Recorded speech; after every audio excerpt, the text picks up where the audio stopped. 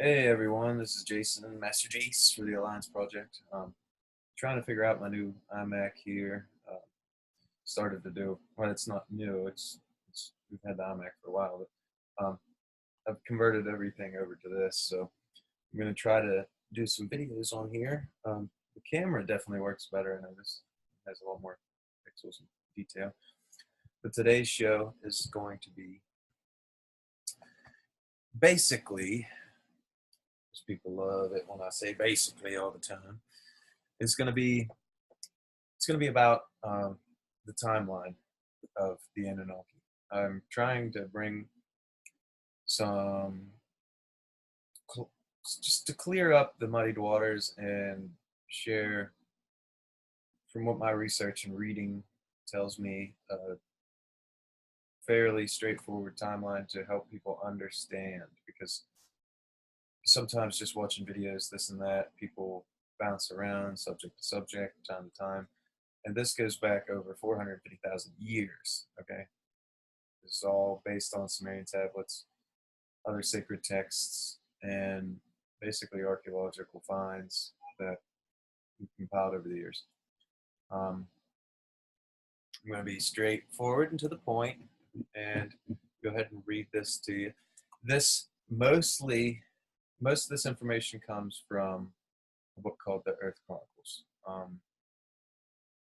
Has substantial evidence to go along with it, and what I feel is the truth. So I'm going to go ahead and share it with you. Okay, so let's get started. About 450,000 years ago, on Nibiru, a distant member of our solar system, life faces slow extinction as the planet's atmosphere erodes. Sent out by Anu, the ruler, Alulu escapes in a spaceship and finds refuge on Earth. He discovers that Earth has gold that can be used to protect Nibiru's atmosphere.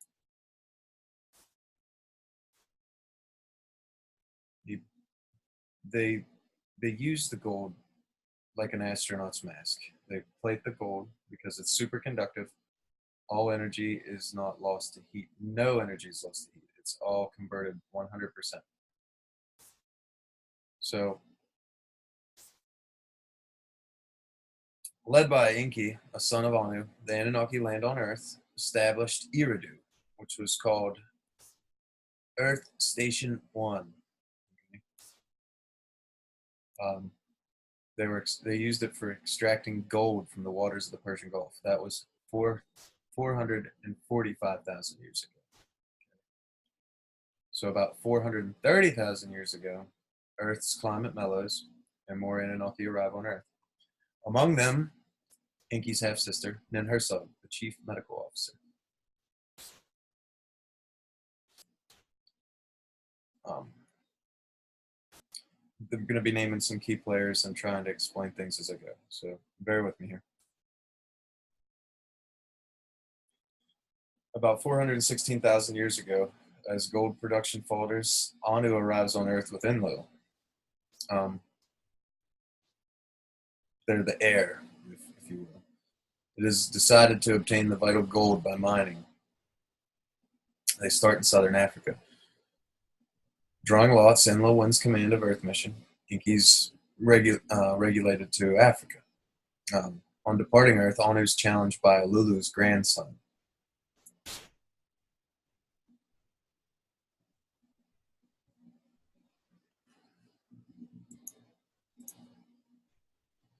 So, 400,000 years ago,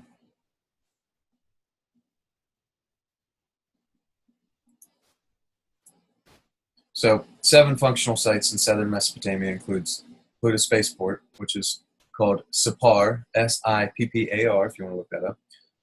A mission control center, which is called Nippur, N-I-P-P-U-R.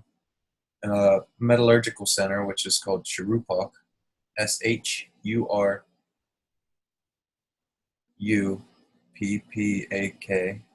The ores arrive by ships from Africa. The refined metal is sent to the orbiters manned by the Igigi, then transferred to spaceships, arriving periodically from Nibiru. From all my research, the Igigi are reptilians. Gaining the support of the Agigi, Alulu's grandson attempts to seize mastery over Earth, and the Enlilites win the War of the Olden Gods. That was around 380,000 years ago. 300,000 years ago, the Anunnaki, toiling in the mines, mutiny. They basically revolt. Inkian and Herzog can create primitive workers through genetic manipulation of ape women. They take over the manual chores of the Anunnaki. Enlil raids the mines, brings the primitive workers to Eden in Mesopotamia. Given the ability to procreate, Homo sapiens begin to multiply. That's 300,000 years ago, as I said. About 200,000 years ago, life on Earth regresses during a new glacial period, a new ice age.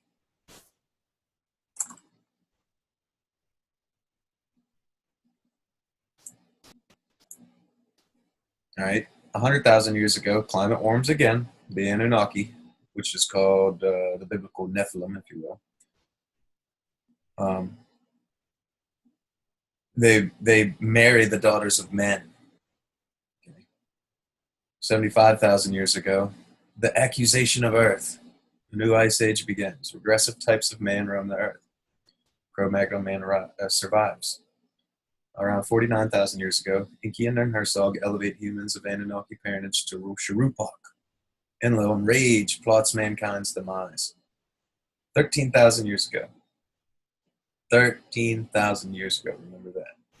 Realizing that the passage of Nibiru's to Earth's proximity will trigger an immense tidal wave, Enlil makes the Anunnaki swear to keep the impending calamity a secret from mankind, ensuring our destruction. And yeah, basically, that's the vengeful God, if you will, from the Old Testament. Because people get confused, like, why would God destroy the earth, right? If he's really the supreme God, the creator of all, source of everything, why would he create and then destroy us? And then at the same time appear in a burning bush to help save humanity? It's because when they say the Lord in the Bible, they mean Enki. And they're not saying the Lord specifically, they're not talking about Enki. It's because when they say this, Elohim is directly an excerpt of a word that means multiple. It's like saying humanity. The idea is, when translating this, you look at the key words that lead and follow. We created man in our image, okay? That would not make sense if it wasn't plural, okay? 11,000 years ago, Enki breaks the oath, instructs Zirasudra, also known as Noah, to build a submersible ship. The deluge sweeps over the earth. The Anunnaki witness the destruction from their orbiting spacecraft. Enlil agrees to grant the remnants of mankind implements, seeds. Agriculture begins in the highlands. Enki domesticates animals. 10,500 years ago, the descendants of Noah are allotted 3 regions. Ninurta, Enlil's foremost son, dams the mountains and drains the rivers to make Mesopotamia habitable. Enki reclaims the Nile Valley. The Sinai Peninsula is retained by the Anunnaki for a post-alluvial spaceport. Control centers established on Mount Moriah, the future Jerusalem. 9,780 years ago, Ra/Marduk, Enki's firstborn son, divides dominion over Egypt between Osiris and Seth. 9,330 years ago, Seth seizes and dismembers Osiris, assumes sole rule over the Nile Valley.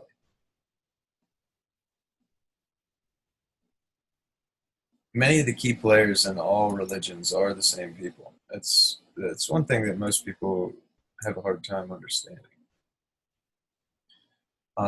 8,970 years ago. That's why I said Poseidon, Neptune, Enki. They're all the same thing. Okay? It's the idea that you can really pick out the symbolism and go from there. But 8,970 years ago, Horus avenges his father's death by launching the first pyramid war. Seth escapes to Asia, seizing the Sinai Peninsula and Canaan. 8,670 years ago, opposed to the resulting control of all space facilities by Enki's descendants, the Enlilites launched the Second Pyramid War. The victorious Ninurta empties the Great Pyramid of its equipment, and Hersog, half-sister of Enki and Enlil, convenes peace conferences. The division of Earth is reaffirmed. Rule over Egypt is transferred from Ra, Marduk dynasty, to that of Thoth. Heliopolis built as a substitute beacon city. The Anunnaki establish an outpost at the gateway of the space facilities. Jericho is one of them. 8,500 BCE. 7,400 BCE, as the era of peace continues, the Anunnakis grant mankind new advances. The Neolithic period begins. Demigods rule over Egypt. Urban civilization begins in Sumer at around 3,800 BCE, as the Anunnaki establish their olden cities, beginning the Eridu in Nippur. Anu comes to Earth for a pageantful visit. A new city, Uruk, U-R-U-K, also known as E-R-E-C-H, modern-day Iraq, is built in his honor. He makes his temple the abode of his beloved granddaughter, Inanna, also known as Ishtar.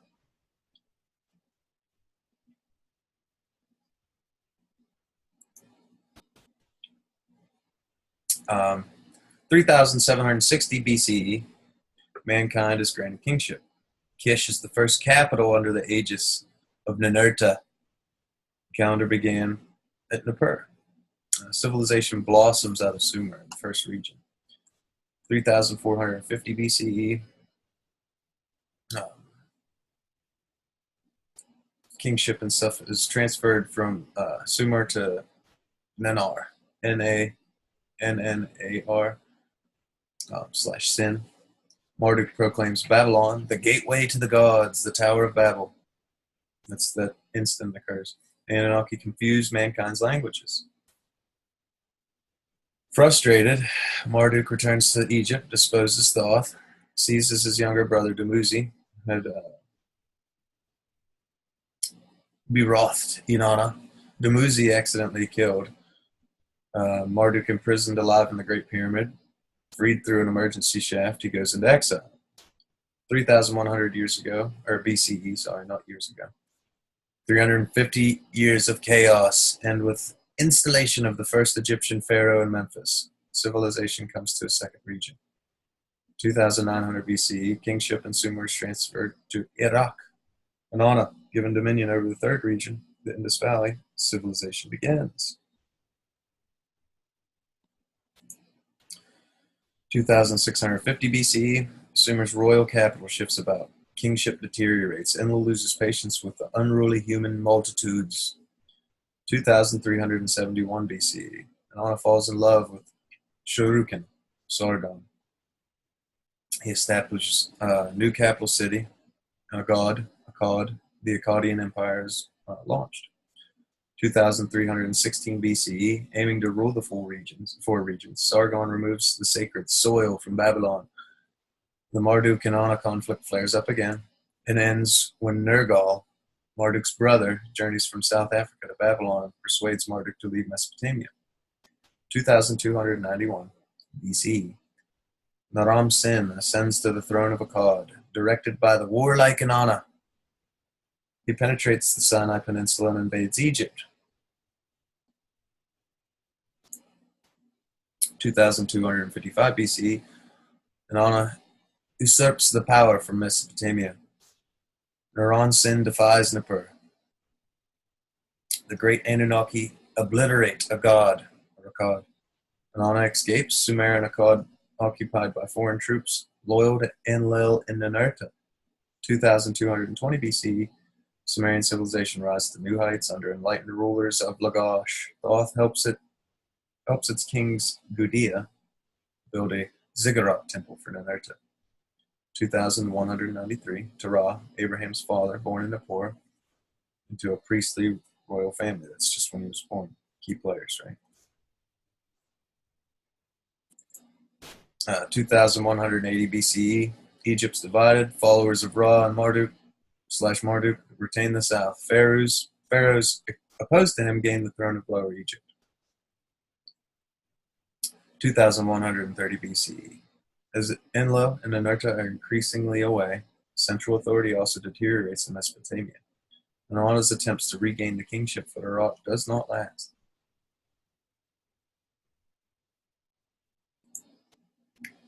2123 BCE, Abraham's born in Nippur. 2113 BCE, Enlil entrusts the land of Shem to Nannar. Declared capital of the new empire. Namu ascends the throne.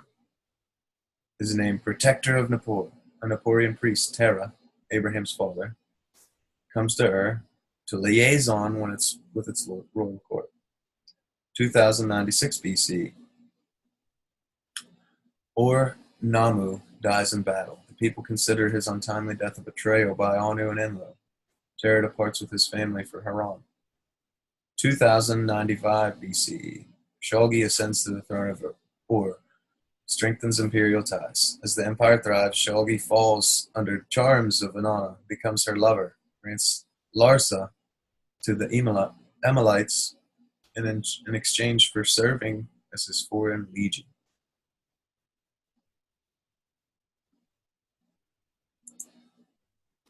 All right, 2080 BCE, the Theban princes loyal to Ra and Marduk pressed northward under Mentuhotep I Nabu, Marduk's son. Marduk's son gains adherents for his father in Western Asia. 2055 BCE, on Nanar's orders, Shalgi sends Elamite troops to suppress unrest in the Canaanite cities. The Elamites reach the gateway to the Sinai Peninsula and its spaceport. 2048, Shalgi dies. Marduk moves to the land of the Hittites. Abraham ordered to southern Canaan with an elite corps of cavalrymen. 2047, Amar Sin, the biblical Amraphel, becomes king of Ur. Abraham goes to Egypt, stays 5 years, then returns with more troops.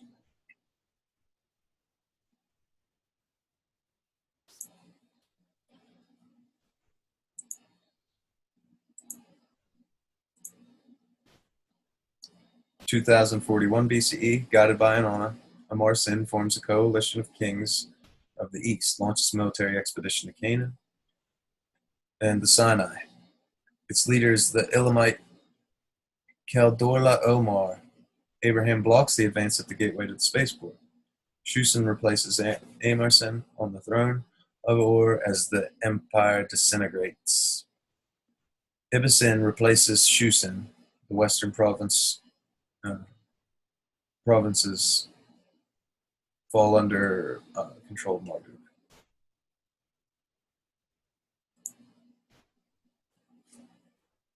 In 2024 BCE, leading his followers, Marduk marches on Sumer, thrones himself in Babylon. Fighting spreads to central Mesopotamia. Nippur's Holy of Holies is defiled. Enlil demands punishment for Marduk and Nabu. Enki opposes, but his son Nergal sides with Enlil.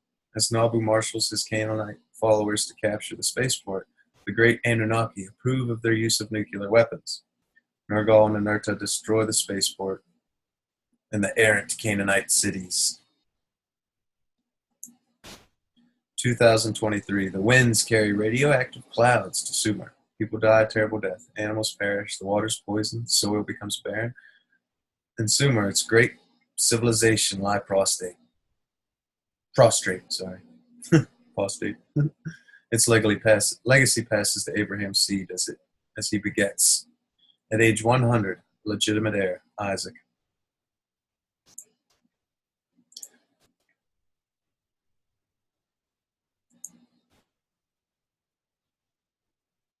I'm going to give you some sources of this material. Like I said, a lot of it comes from Earth Chronicles. Some of it comes from biblical texts. I'll give you some of the research documents here. Genesis through Deuteronomy, the 5 books of Moses, New Edition New edition revised by Dr. M. Stern. Star Hebrew Book Company. It's undated. For the latest translation and interpretation based on Sumerian and Akkadian finds, Genesis, the Anchor Bible, transcribed by E. A. Spicer, Garden City, New York. Doubleday & Co., 1964. For archaic flavor, the Anchor Bible, King James Version, Cleveland and New York, World Publishing Company, undated. For verification of recent interpretation of biblical verses, the Torah, new translations of the Holy Scripture according to the Masoretic texts, New York, Jewish Publication Society of America, 1962, the New American Bible, translated by members of the Catholic Biblical Association of America, New York, P.J. Kennedy and Sons, 1970, the New English Bible, planned and directed by the Church of England, Oxford University, Cambridge University, 1970.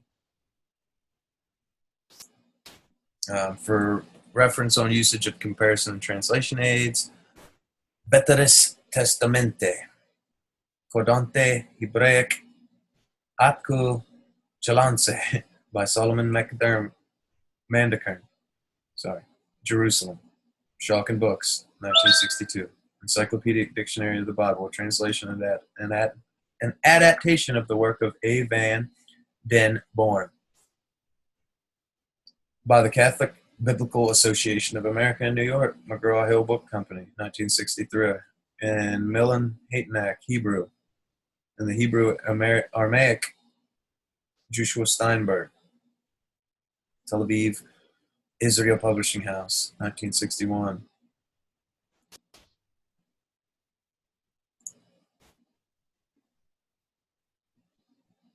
All right. Principal sources for the Near Eastern texts are Barton, George A., The Royal Inscriptions of Sumer and Akkad, 1929. Reicheli Borger, The Babylonish, Assyrish, Lutashish, 1963. Wallace Budge, The Gods of Egyptians, 1904. E.A.W. Budge and L.W. King, The Annals of Kings of Assyria, 1902. Edward Chiera, Sumerian Region Religious Texts, 1924. E. Ebeling and B. Meisner and E. Widener, The Relexikon der Assyriologie und Verderischen Archaeologie, 1932 to 1957. That's another German book. Henry Frankfurt, Kingship of the Gods, 1948. John Gray, The Canaanites, 1964. Cyrus H. Gordon, Canaanite Mythology and the Mythologies of the Ancient World, 1961.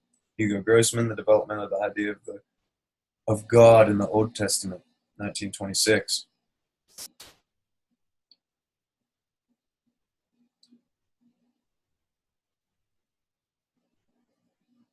Hittite Mythology by Hans Jeans Guterbach and Mythologies of the Ancient World, 1961. Alexander Heidel, The Babylonian Genesis, 1969. Herman V. Hilprecht, Reports of the Babylonian Expedition, Cuneiform Text, 1893 to 1914.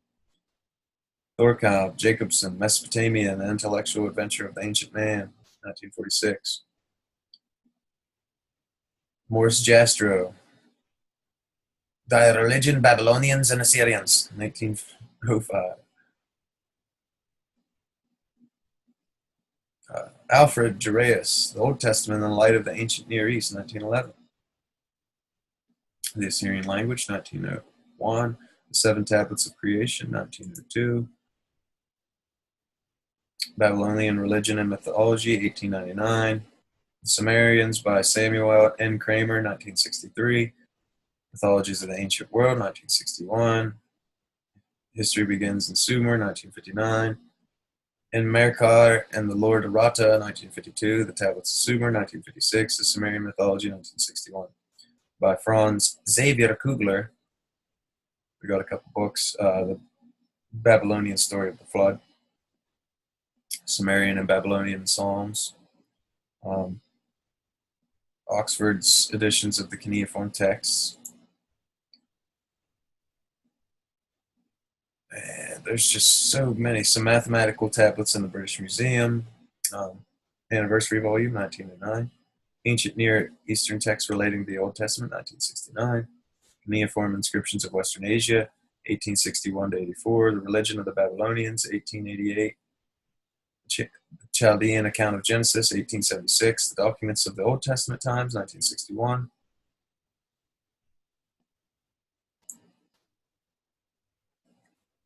Assyriology Studies in Chicago.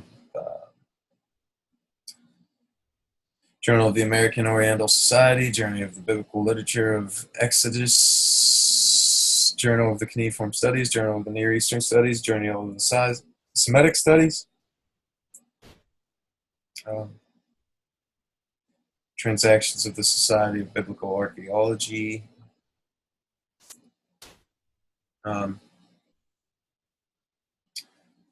and here is the key books that tie all this information together that you need to read. 12th Planet, The Stairway to Heaven, The War of Gods and Men, The Lost Realms, When Time Began, and a companion book that goes to all this is Genesis Revisited. You must read The 12th Planet. You must read The Stairway to Heaven, The War of the Gods and Men, The Lost Realms, When Time Began, and Genesis Revisited. If you pick up that stuff, it's very straightforward. It's very, very educational, and it opens your eyes to anything that you may have had preconceived conceptions of. But I hope this helps clear up any of the confusion with the timelines and how things happen. Because people basically immortal.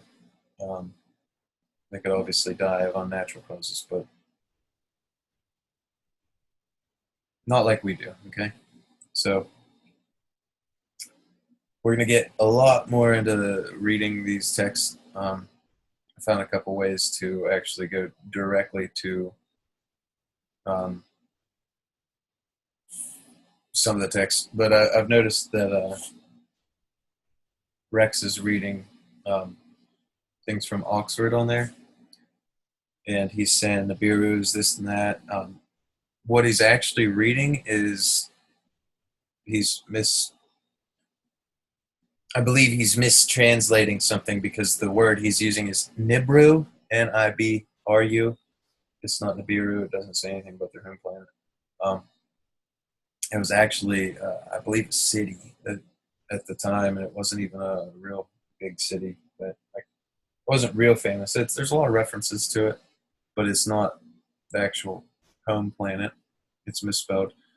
And Sumerian language is rather simple. There was a lot of E's and B's and Oo's and Roo's, and once you learn how to translate it, the words had syllables, and usually a couple letters meant